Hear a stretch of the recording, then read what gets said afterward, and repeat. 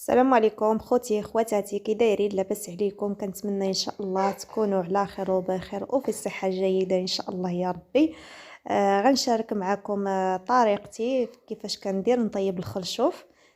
كنقولها مره اخرى، كنشارك معكم طريقتي في الطياب، ماشي كنقول لكم هذه هي الطريقه ديال الطياب. انا كنشارك هنا معكم الطريقه ديال الطياب ديالي. هنا على بركه الله كندوز. عندي اللحم اللي يعني القياس اللي ديال كل واحد علاش يعني على القياس ديالو. هنايا عندي بصله هكا قطعتها شكل طولي، وعندي العطريه. بالنسبه للعطريه عندي الملحه، سكينجبير، الخرقوم، وشويه ديال البزار، ودرت شويه ديال الماء كما كتشوفوا. وغندي هادشي هذا نديرو فوق البوطه كما هكا حتى كيتشحر معنا داك اللحم ديالنا يعني كيتشرب داك العطريه.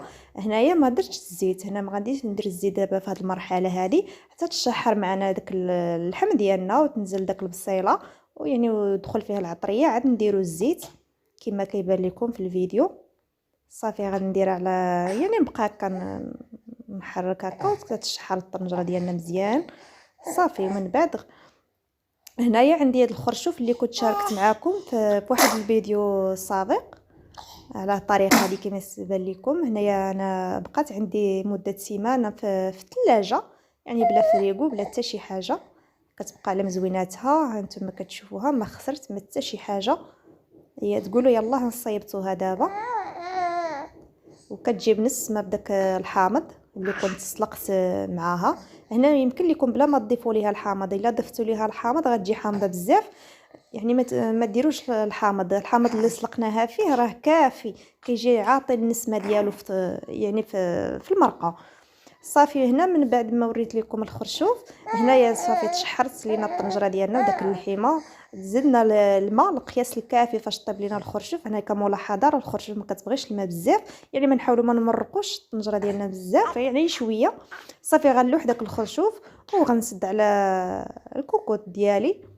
هنايا انا درت الكوكوط، يمكن لكم ديروا غير الطنجره اللي ما عندهاش الكوكوط. يعني الخرشوف راه طايبه نص طيبه، بقى ليها غير شويه وغطيب. صافي هنا غنسد الكوكوط ديالي ونقص عافيه مهيله ونخليها تطيب. هنا من بعد ما طابت الخرشوف ديالي كنزيدو الزيتون حامض، تا هو كيتواتى معاها بزاف، اللي كيبغيه يزيدو. وهذا هو الشكل النهائي ديال الغدا ديالنا اليوم. وهذه الخرشوف كتجي على الطريقه هذه، وما كنخليو ليهاش اخوتي المرقه بزاف، من حيث الخرشوف ما كتبغيش مرقه بزاف.